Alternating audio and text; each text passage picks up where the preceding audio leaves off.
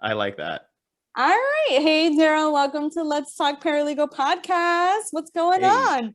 I am so glad to be here. Over the past few days, I have been binge listening to Let's Talk Paralegal. So I'm in the club. Yay. Well, welcome to the family officially. You are the founder of Hectic, right? Which is like a freelance program or platform, I should say. Yeah. So, you want to tell us a little bit about it? Because I've already done my research and I'm already in love with it. So, Yeah. So the concept is relatively simple.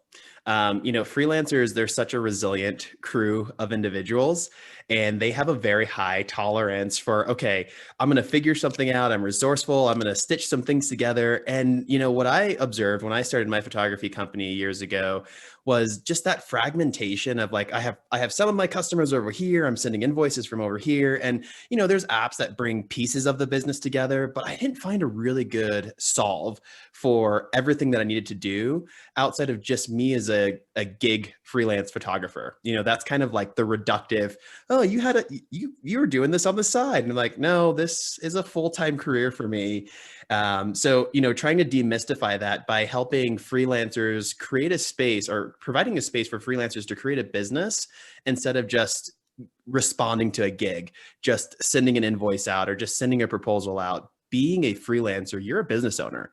And all the freelancers that are listening to this, I know that all of your guests have said it. You've said it lots of times before, but you're a business owner. And so when you look yourself in the morning, in the mirror in the morning, look at yourself as a business owner, right? You're the, what do you say, chief everything officer? that's right. Right. You're the chief everything officer. And that requires a lot of work and effort. And we just wanted to make that really simple. And so we truly say it's everything you need to start, manage, and grow a freelancing business. So from discovery, really great forms where you're getting to know someone for the first time, but we do it in a way that's very linear and progressive where you can take step to step to step to step. So it puts you in the driver's seat of feeling in control. So you meet someone for the first time, let's say it's a paralegal client, you want to send them a good discovery, get to know them, make sure they're the right fit. And then, right, paralegal, you want to make sure that there's a good proposal with good terms in it. And then that translates to contracts. So we really make it sequential in that state. So discovery, proposal, contract, and it's all in one board essentially. And then once that contract gets signed, we have a brilliant project management suite that's also built into it. Project management and time tracking. And then all of this gets built into invoicing. You have a client management portal. So you have some CRM functionality built in. You accept payments. And then we have an accounting module as well. So you can go in, track expenses, right? Right. Paralegals, we love expenses. I'm not we yet. But paralegals. Oh, we adopted you already. That's fine, Daryl. You're in. You're in. Yeah, with expenses and being able to, be prepared for tax time, right? So moving it from the concept of you're not just sending invoices, you're not just sending proposals, you are a business owner. And so run this like a business. And so, my background, I have a lot of business background. The other founders have business backgrounds, but we also have freelance backgrounds. So, being in the business world and seeing so much efficiency happen from, business, like big business, medium and small or medium and large business, there's so much efficiencies that you have. And so we wanted to reduce that barrier of entry to becoming great, unstoppable, like we say internally. And we just want to make it easy for you to become a business owner, independent creator. I mean, I'm sold. Trust me. I loved it. I started playing around with it. You guys gave me like like an account where I can create it. And really, really, I have to say, like we were talking before, we're not going to name any names, but, against other platforms, this one is like super easy, very user friendly. You don't have to be very techy to understand it. Yeah. So it's a really great platform to run your business. And it's really a one-stop shop. I mean, if in essence, that's what it is. Yeah. So, and I think that's what, especially as freelancers, that's what we need. One, we can't invest in multiple softwares like these big major companies have these multi-billion-dollar accountants and they have, marketing strategists and look, we're not, obviously we're not there yet, right? Eventually we will be, but this is a great avenue for us because we need it, we definitely need that option. So I think it's great. And of course, I love you guys. And thank you for we love supporting Let's us. Talk Paralegal. Yeah. So I'm glad that you took the time out of your busy schedule and hopped on a little call with me. And of course, I will put all the links and everything for you guys listening out there on the description of the podcast and the description on the YouTube. So you can click on their information as easy as possible. And of course, thank you for having me. Oh, yeah. Thank you for having me. And all the Let's Talk Paralegal listeners, you have such a great host here. It's such a fun conversation, so informative. I'm glad there's this amazing community that's emerged out of, the trauma of 2020. There's good that came out of it. And so high five to all the paralegals out there. And a note on Hectic, it's free to get started. This was another big piece for us is we didn't want to do trials or annual contracts. It's our job to earn your business month over month. And so we put a lot of focus on making sure that we provide a product that you can see value in every single month. So it's free to get started for your first client. Once you add more and more clients into it, it's $11.99 thereafter. So half the rate of what you see from typical platforms like this. And it's really because we want to reduce the barrier of entry. We have a dream that working for yourself should be just as easy as working for someone else. So when you get out of college or you're mid-career, instead of taking that Starbucks job or taking that entry-level job, wherever that is, just go work for yourself, right? That should be an option. And oh my God, that is the world I want to live in right now. I mean, especially with my, nieces and nephews, they're from the Gen Z, so it's like, they're all for the freelance. So I'm happy about that. Yeah. Well, thank you so much for having me. Let's Talk Paralegal listeners. Y'all are awesome. Thanks for listening to me for the last. Go LTPs. All right. Yeah. Hey, Malikah, welcome to the Let's Talk Paralegal podcast. How are you? Hi, Etta. How are you? Thank you for having me. Of course. Well, we connected and in all different levels. So this is amazing that you're going to be on the podcast, and we're going to talk about a couple of things here that I think are going to be very beneficial for the audience. And the first one is actually finding your niche, which I feel that's really intriguing and really relevant, especially now when everybody's just trying to make their way and pave the way. So tell us a little bit more about that, because I'm even curious. Yeah, so I believe that is like key, and especially in this profession, right? Finding your niche kind of sets you apart from being seen and unseen, right? Okay. So what I like to tell people is entering into this career, what are you passionate about, right? Think of the things that you like to do, the things that you already do instinctually, and think about how you can fuse that into your career. Some people are naturally good at research, and they want to go into a field which will allow for more of that research so that they can highlight that skill set and they can shine. Other people may be good at discovery. So they go into a concentration where they know discovery is going to be more focused. Finding your niche, it does set you apart, because it sets you in a category to where you are in demand.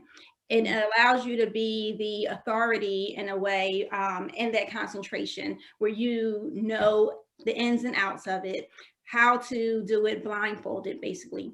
And people will look to you for information or for help in that area, right? It's important also because it creates a higher demand, right? So if you know your niche is personal injury, for instance, there are X amount of personal injury attorneys out here that you can seek to work for. What will set you apart from every other paralegal? Well, maybe my personal injury experience involves knowing how to draft demands, knowing how to answer interrogatories or send out discovery high speed, knowing how to look for those particular clues. You own it, right?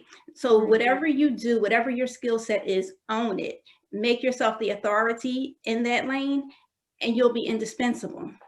I love that. I love how you said indispensable, right? Because that's so important. A lot of us look at the legal industry like it's a competition, like what we were just talking about a few seconds ago, and how it's so saturated and how there's so many attorneys and paralegals and legal professionals in general. And, it was kind of like how I did on my post this week, actually, probably today, I'm not even sure. I said that, there is no such thing as competition. There's only one you in this world, and whatever you can bring, no one else can bring it.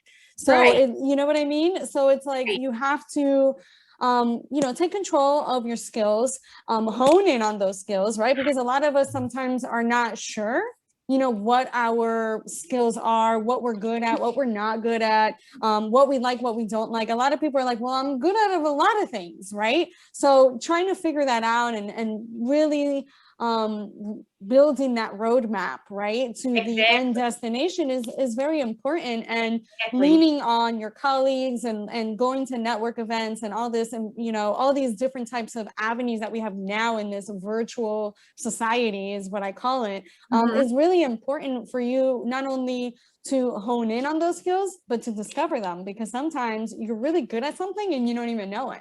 Exactly. Right? It could be something that, like I said earlier, you can do unknowingly, right? And you'll find yourself using that skill within your career. And also, surprisingly, some people are not aware that your niche can come from things that you do outside of work, and you fuse it into the job, in a sense, right? Absolutely. And you don't necessarily need that additional education to find your niche in the school setting, but education as far as a continuing legal class or so, or on the job experience can also help develop your niche. So say you're in a new firm or so, and you have a way that you like to organize documents or so, and they're used to doing it in the archaic fashion. Your niche could be, okay, I can come in here and I can turn your process around in 3 steps.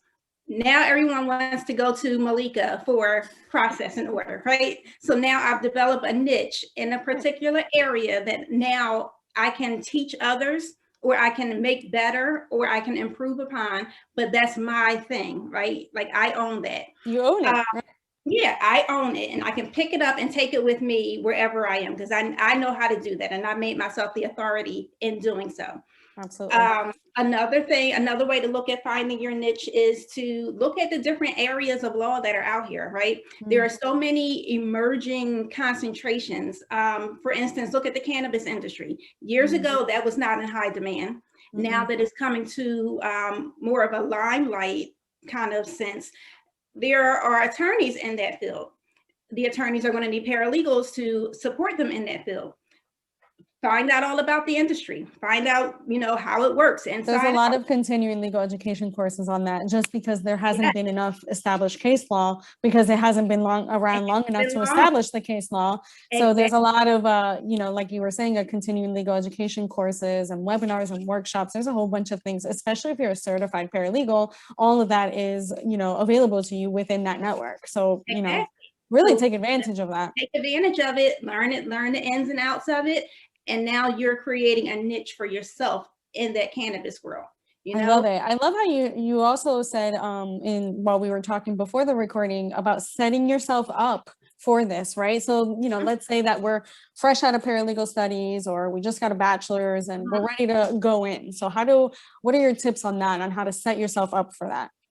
Well, that too all goes back to understanding what you really want out of it, right? So in order to be good at something, you have to really understand what it is that you're doing and how you do it.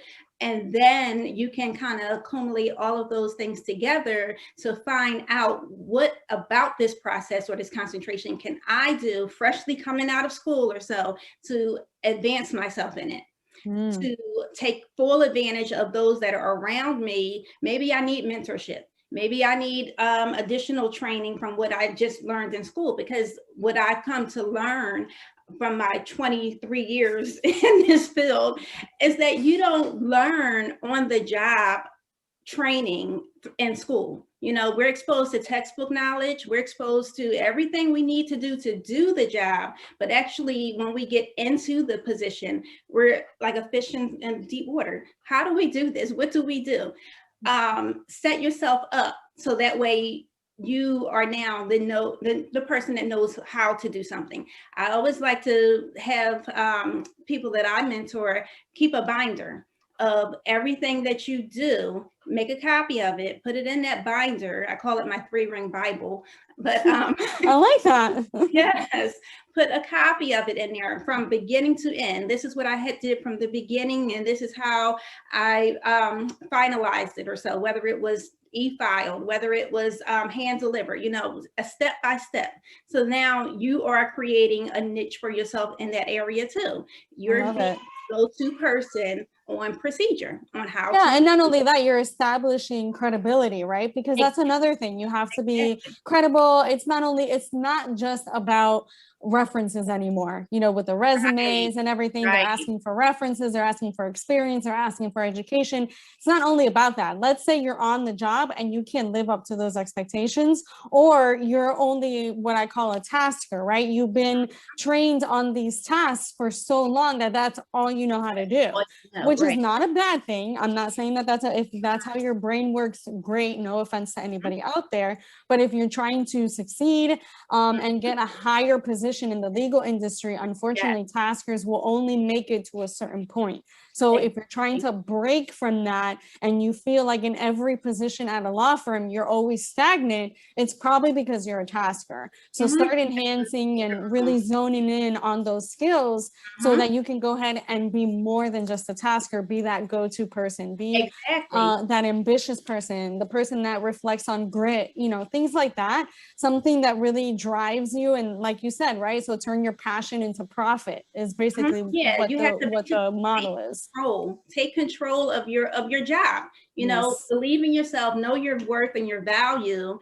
And it's about confidence too, right? Absolutely. So we all of this Which stuff. we suffer as women, we suffer a lot with that. We really do. And we just have to learn, you know, to put our best foot forward, know what we do, believe in what we do, and develop on that. It's so important. It's so important. And this is, you know, as much as education is amazing and is super valuable because it establishes the actual elements, right, of the education and just a foundation. It gives you a foundation to your legal industry and to your actual, you know, work ethic, right? But like you said, it doesn't give you anything as far as like the training goes, right? On the job, actual training of, well, I'm in this law firm now, what do I really do, right? Right, exactly.